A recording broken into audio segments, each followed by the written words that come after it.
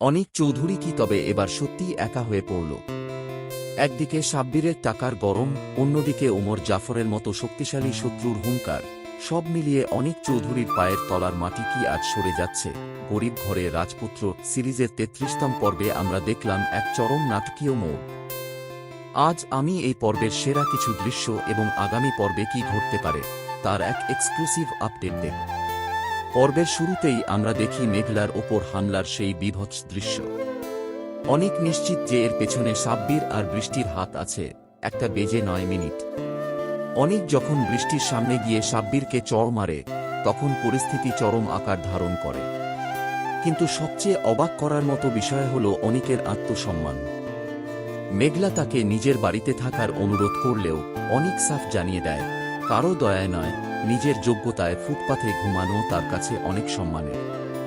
এই পর্বের সবচেয়ে উত্তেজনাকর দৃশ্য ছিল অনিক এবং ওমর জাফরের জমি নিয়ে লড়াই।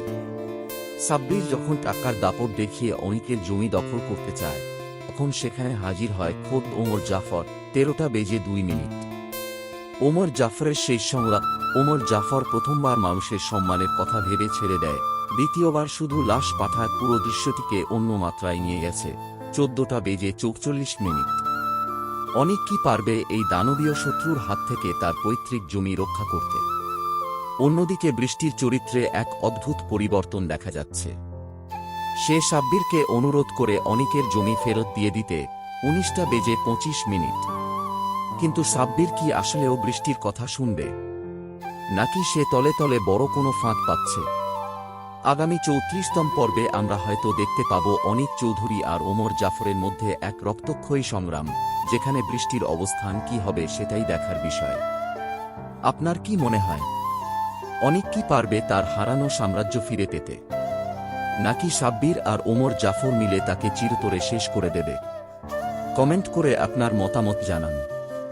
ভিডিওটি ভালো লাগলে লাইক দিন এবং গরিব ঘরে রাজপুত্রের পরবর্তী পর্বের আপডেট সবার আগে পেতে আমাদের চ্যানেলটি সাবস্ক্রাইব করে রাখুন। দেখা হবে পরের ভিডিওতে। ধন্যবাদ।